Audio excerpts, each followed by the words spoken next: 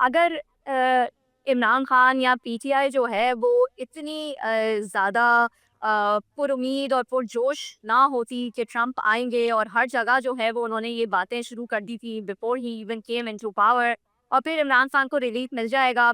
Had it not been that way, आपको लगता है कि फिर भी हुकूमत जो है वो इतनी ही ज़्यादा प्रोएक्टिव होती टू कह सकते हैं कि वो ट्रम्प के साथ जो है अपने ताल्लुकात बेहतर करें? फिर हमने देखा वो एबी गेट वाला जो बंदा था उसको जो है वो हवाले कर देना। तो ये प्रोएक्टिव अप्रोच जो है इसका पुश एक तरह से यहाँ से आए, या फिर ऑलरेडी आपके आपके ख्याल में जो है this was a part of the plan?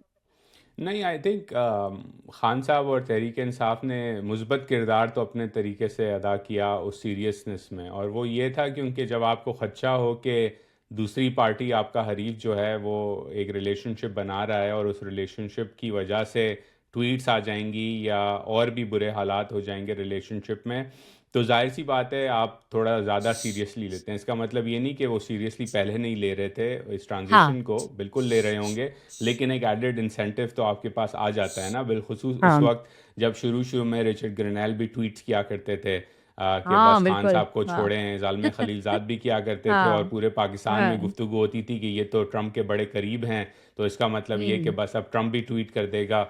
तो एक तो हाँ। ये ऑब्वियसली टू बी वेरी ऐसा ही ऑनेस्ट लग इट रहा था प्लेज़ अ वैसे, रोल। बस ट्रम्प का ट्वीट आज आया, कल आया बस, बिल्कुल। और तो तबाही वो जो है वो वो मच जाएगी। वो उन्होंने अपना किरदार मुस्बत तरह से अदा किया कि लोगों ने फिर सीरियसली थोड़ा और ज़्यादा सीरियसली और लिया ज़्यादा ट्रांज़िशन सीरियसली, को और हाँ। रिलेशनशिप बनाई। हुँ। लेकिन मेरा हमेशा से इवन यहाँ अमेरिका के अंदर जो डायस्पोरा के लोग थे, जो बिलख़ुसूस खान साहब की हिमायत हुँ। में, ह्यूमन राइट्स की हिमायत में, जमहूरियत की हिमायत में जो है बात किया करते थे वाशिंगटन में आके, मैं हमेशा उनसे यही कहता था कि ये सी चीज़ें हैं तो अच्छी, और अगेन सियासतदान अमेरिका के आपकी इस बात को सुनेंगे और उस पे सिंपैथी भी देंगे क्योंकि दीज थिंग्स हाँ। Matter to people over here. हुँ। लेकिन रिलेशनशिप ममालिक के दरमियान सिर्फ इन चीज़ों पे नहीं होती, स्ट्रेटिजिक लेवल पर भी होती हैं, और मेरा हमेशा से सवाल ये होता था कि वो कौन सी चीज़ें हैं जो खान साहब अगर पावर में आए तो वो अमेरिका को देंगे जो कि पाकिस्तान की इस वक्त की लीडरशिप, बिलखुसूस अस्करी लीडरशिप, देने को राज़ी नहीं। और हमेशा से मेरा ये होता था कि जो स्ट्रेटिजिक लेवल पे चीज़ें अमेरिका को चाहिए, उसकी कमिटमेंट ज़्यादा फीजिबल है अस्करी इदारों से बिल एज अपोज टू खान साहब। तो अगर आप इस बात का जवाब नहीं देंगे अपनी इंगेजमेंट में वाशिंगटन के अंदर, तो आपको हिमायत फेस वैल्यू पे तो मिलेगी, लेकिन स्ट्रक्चरल लेवल पे आपको हिमायत उस तरह से नहीं मिलेगी। और बिलखसूस उसके अंदर फिर खान साहब का एक अपना किरदार, जहां उन्होंने एक दफ़ा उसामा बिन लादेन को शहीद कह दिया, एब्सोल्युटली नॉट के इंटरव्यूज़ दे दिए, और हमेशा से कहा कि हम तो एक थर्ड पिलर मुस्लिम उम्मा का बनाएंगे जो कि इंडिपेंडेंट हो। तो जब आप इस तरह की नैरेटिव बनाते हैं तो जो सीरियस लोग होते हैं फॉरेन पॉलिसी स्पेस के अंदर, वो फिर इतना ज़्यादा आपको बैक नहीं करते, क्योंकि उन्हें मालूम हुँ। है कि rather than being somebody they can work with, you will be somebody who will try to chart a different course forward, और वो जो है स्ट्रैटेजी शायद रिलेशनशिप के लिए बेहतर ना हो, बिलखसूस वो चीज़ें ना दे सके जो अमेरिका चाहता है आपसे। अच्छा, ये हमारे यहाँ हमेशा जो है वो कहा जाता है कि वो हुकूमतें डिपेंड करती हैं 3 एज़ पे, अल्लाह, आर्मी और अमेरिका। तो ये भी बहस है कि ये जो इतनी हर चीज़ में जी हुज़ूरी जो है वो दिखाई जा रही है, और हर चीज़ में हम आगे बढ़ कर जो है वो सबसे पहले जो है वो हम पहुँच जाते हैं। तो ये एक अ, अमेरिका का एक स्टैम्प जो है वो चाहिए इस गवर्नमेंट की लेजिटिमेसी पे। I don't see it that way Rabia. I think देखें, पाकिस्तान जहाँ इस वक्त खड़ा है, खत्ते के अंदर जो हालात हैं, अभी जंग हुई भारत के साथ, उसका आपने देखा, परफॉर्मेंस भी देखी, लेकिन उसका रिस्क भी देखा, राइट? एक पूरी जनरेशन पाकिस्तान की, मैं हमेशा लोगों को याद दिलाता हूँ कि आधे से ज़्यादा पाकिस्तान पैदा ही नहीं हुआ था जब पाकिस्तान ने न्यूक्लियर टेस्ट किए थे। तो बहुत सारे नौजवान पाकिस्तानी हैं, वो भूल चुके थे कि असल इशू है क्या ईस्ट पे, हुँ, लाइन ऑफ हुँ, कंट्रोल के उस पार। वो अब याद आ बिल्कुल। गया काफ़ी सारे लोगों को इस साल, राइट?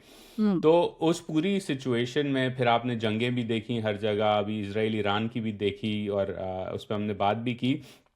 तो उस पूरे सिचुएशन में प्लस पाकिस्तान की अपनी मईशत, प्लस अफ़गानिस्तान में दहशतगर्दी, ये सारी चीज़ें पाकिस्तान को डिस्टेबलाइज करती हैं।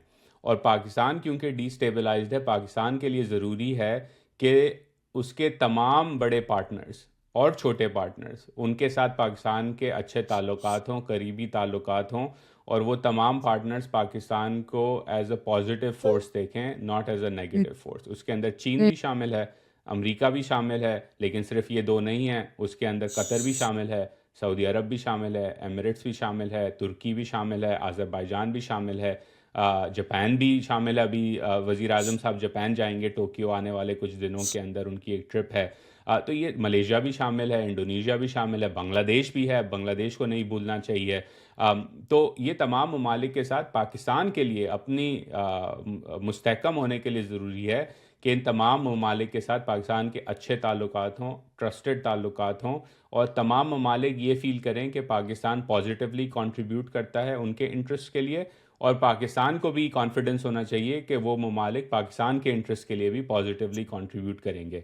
अब उसके वाह, अंदर ये कह देना कि जी आप तो बिल्कुल ही सरेंडर कर चुके हैं, आप तो हाँ में हाँ ही हम्म, मिलाते रहते हैं, आप तो सिर्फ जो है वो ईगो मसाज करते रहते हैं डोनाल्ड ट्रंप का, तो ठीक है, वो क्रिटिसिज्म जायज़ है। पाकिस्तान में लोगों को इजाज़त होनी चाहिए क्रिटिसिज्म करने की। लेकिन मेरा व्यू ये है कि फंडामेंटल पॉलिसी लेवल पर अप्रोच ये होनी चाहिए कि जो ये ममालिक हैं उनके साथ ताल्लुकात गहरे नहीं और गहरे होने चाहिए। और उसके लिए अगर वज़ीर आज़म साहब या फील्ड मार्शल साहब या कोई और भी पाकिस्तान के बिजनेस लीडर्स, हम्म, पॉलिसी मेकर्स, थिंक टैंक के लोग, जर्नलिज्म के लोग, वो इस रिलेशनशिप को आगे बढ़ाने के लिए काम करते हैं, तो उसे मुस्बत कदम समझ जाना हम्म। चाहिए हमें। Hmm. And also to use this opportunity for our own benefit also economically भी जैसे हमने अभी बात की, तो ये बहुत ज्यादा जरूरी होगा कि हंड्रेड ताल्लुकात परसेंट गहरे तो अभी हों, लेकिन उसको और खासतौर पर टेररिज्म को भी जो है वो टैकल करने के लिए कि हम इन तमाम अपने ममालिक को जिनके साथ हम ताल्लुकात गहरे पे गहरे कर रहे हैं, तो हम इनको कैसे जो है वो इनकी हेल्प और इनकी सपोर्ट हासिल कर सकते हैं।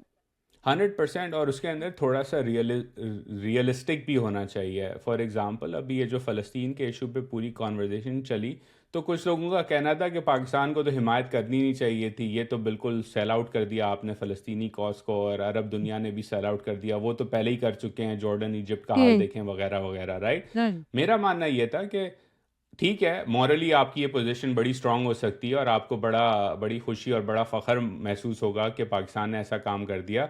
लेकिन आप ज़रा ये भी देखें कि जब आप ये काम करेंगे, तो हम्म, आप किसके ख़िलाफ़ जाके खड़े होंगे उस पोजीशन में? वाह, आप सऊदी अरब के ख़िलाफ़ खड़े होंगे, जिसके 1-2 अरब डॉलर के बेल आउट के बगैर आपकी इकॉनमी दिवालिया हो सकती थी। आप तुर्की के ख़िलाफ़ खड़े होंगे, जिसके ड्रोन टेक्नोलॉजी और डिफेंस कोऑपरेशन के बगैर शायद भारत आप पे बहुत ज़्यादा चढ़ाई कर सकता था। आप अमेरिका के ख़िलाफ़ खड़े होंगे, जिसकी आईएमएफ और वर्ल्ड बैंक के बेल आउट के पैसों के बगैर आप दिवालिया कर सकते थे, जिसकी काउंटर टेररिज्म सपोर्ट के बगैर शायद तहरीक तालिबान पाकिस्तान पूरा का पूरा पेशावर तक पहुंच जाए। तो थोड़ा रियलिस्टिक भी होना चाहिए हमें फ़ॉरेन पॉलिसी में, कि सिर्फ बात ये नहीं होती कि मुझे कौन सी अच्छी चीज़ लगती है और मैं किस चीज़ पे खड़ा हो जाऊं क्योंकि मुझे बड़ा फ़ख्र होना चाहिए। कुछ चीज़ों में आपके मुल्क के इंटरेस्ट भी होते हैं, और क्योंकि आपके पास थोड़ी वीकनेस होती है, आपने कॉम्प्रोमाइज़ भी करना होता है। हमें इस बात का भी ख्याल रखना चाहिए कि सिर्फ ये नहीं हो सकता कि आप अपने दोस्तों के साथ अलग जाके खड़े हो जाएं, और फिर 6 महीने बाद जब आपको एक और डिफर्ड ऑयल पेमेंट की ज़रूरत हो, तो फिर आप रियाद पहुंच जाएं और कहें कि सर प्लीज़ हमारी मदद कर दें, तो वो कहेंगे कि भाई जब हमें आपकी ज़रूरत थी डिप्लोमेटिकली, तब तो आप अलग इन जाके खड़े हो गए थे। तो ये चीज़ें भी यू देखनी चाहिए, तोलनी चाहिए, थोड़ा सीरियसली तोलना चाहिए इन चीज़ों को।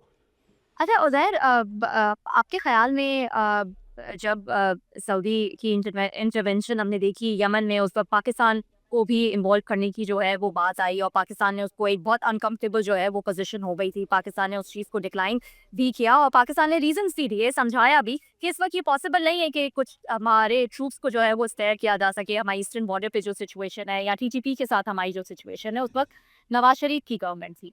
आपके ख्याल में situation would have been different right now, ये जो इजराइल गाजा वाला पीस एग्रीमेंट हुआ है फॉर पाकिस्तान, अगर इतनी स्ट्रॉन्ग हाइब्रिड, जो कि अब हुकूमत भी मानती है, हुकूमत के अपने लोग कहते हैं हाँ this is like the strongest hybrid government right now, अगर ये इस तरह का सेटअप ना होता तो situation would have been different, जैसे कि हम पास्ट में देख चुके हैं। आई थिंक उस वक्त जो इशू था, इन मैनी वेज वो स्ट्रैटेजी का एक मिस अलाइनमेंट थी। और जहाँ तक मैं समझ हम्म, चुका हूँ, इशू ये था कि पहले आपने कमिटमेंट कर दी थी, और फिर जब आपको लगा कि बैकलैश बहुत ज़्यादा है तो आपने पार्लियामान को इस्तेमाल करते हुए कहा कि पार्लियामान नहीं मान रही तो अब हम रिवाइज़ करना बिल्कुल, चाहते हाँ, हैं। आपको याद हो हाँ, उस वक़्त राहील शरीफ भी गए बिल्कुल, थे सऊदी अरब, जी, नवाज़ शरीफ साहब भी हाँ, गए थे, ये सब हुआ हाँ। था। एंड देन दिस है अम, कि पार्लियामेंट में एग्रीमेंट नहीं हो रहा है, तो इसलिए जो है वो उसको एग्जैक्टली डिक्लाइन करते एग्जैक्टली हैं। तो हाँ, आपने अगेन और फिर वो उस पे जो हुँ, पब्लिकली शोर शराबा हुआ, मैं समझता हूँ कि हुँ, उसने भी बड़ा इम्पैक्ट किया सऊदी अरब की रिलेशनशिप को, कि आपने हुँ, इसका ढंढोरा नहीं पीटना चाहिए था इस पूरी बात का जिस तरह हुँ, आपने पीटा। तो वो हुँ, एक डिसएग्रीमेंट था, अगेन क्या हो सकता था क्या नहीं हो सकता था, वो हो गया जो होना था। आई थिंक इस वक्त जो नज़र आ रहा है मुझे, वो ये कि एक तो ऑब्वियसली हाइब्रिड हुकूमत है, इलेक्शन जो हुआ उसके ऊपर जो हुँ, क्रिटिसिज्म है आप भी कर चुकी हैं, मैं भी पब्लिकली कर चुका हुँ, हूँ। जो जमहूरी अमल था उस पे तहफ़्फ़ुज़ात हम सबके हैं, तहफ़्फ़ुज़ात से ज़्यादा भी इश्यूज़ हैं और उस पे बात हो जी, सकती है। लेकिन जो इस वक्त नज़र आ रहा है वो ये कि एक ट्रस्ट है अस्करी क़यादत और हुकूमती क़यादत के अंदर, in terms of foreign policy की चीज़ों को आगे किस तरह बढ़ाना है, और एक ट्रस्ट की वजह से अंडरस्टैंडिंग है कि जो हम कर रहे हैं उस पे एक दूसरे की बैकिंग ज़रूरी है। आई थिंक यही आपको इसी वजह से अमेरिका के साथ ताल्लुकात में बेहतरी नज़र आई, वो ट्रस्ट नज़र आ रहा है। सऊदी अरब के साथ आपको वो ट्रस्ट नज़र आ रहा है, तुर्की के साथ आपको वो ट्रस्ट नज़र आ रहा है। And I think that's a good thing. Again in a more perfect world मैं कह सकता कि पाकिस्तान की जमहूरियत जो है वो और मजबूत होनी चाहिए और वज़ीर आज़म और फॉरेन ऑफिस के पास और ज़्यादा इन्फ्लुएंस होना चाहिए, लेकिन वो इस वक्त नहीं है। तो अब हुँ, नहीं है तो उसके अंदर हम जो हुँ, बेस्ट आउटकम जिसकी हम हुँ, उम्मीद कर सकते हैं वो ये कि इन इदारों के दरमियान ट्रस्ट है, वो एक दूसरे से बात कर रहे हैं और ये नहीं समझ रहे कि एक जो है वो दूसरे का पत्ता काटने पे तुला हुआ है, राइट? तो हुँ, जब इस तरह बात चल रही हो तो आई थिंक फॉरेन पॉलिसी भी क्लिक करने लगती है और आपको वो नज़र आ रहा है। अब फियर ये है, पाकिस्तान में हमने ये बहुत दफ़ा होते हुए देखा है, मेरा खदशा ये है कि थोड़ा ज़्यादा ओवर कॉन्फिडेंट ना हो जाएं पाकिस्तान, हाँ, इस्लामाबाद और पिंडी के अंदर लोग, ये भी बड़ा होता है। अभी भी हुँ, बहुत लंबा रास्ता तय करना है आपने, हुँ, आपकी मुल्क की फॉरेन पॉलिसी को आगे हुँ, बढ़ाने के लिए, हुँ, मईशत को मुस्तहकम करने के लिए, रिफॉर्म्स करने के लिए, इन्वेस्टमेंट लाने के लिए, इंटीग्रेशन करने जी, के लिए, अपने दिफा को मजबूत करने के लिए। तो जी, अभी जो 6 महीने अच्छे गुजरे हैं, इसका हाँ, मतलब ये नहीं कि आप हाँ, टेस्ट मैच जीत गए हैं, ये ओवर 5 दिन कॉन का टेस्ट मैच है, T10 नहीं है। और T10 भी अगर होता है तो आपने अभी 5 ओवर खेले हैं, या पाकिस्तान की क्रिकेट टीम की तरह आप 10 ओवर में 100 पे 1 है। ऐसा ना हो कि 20 ओवर में 160 पे ये ऑल आउट हो जाएं। ये आपने दुखती रग पे हाथ रख दिया ना, मतलब आपने जो है क्रिकेट की बात करके, मतलब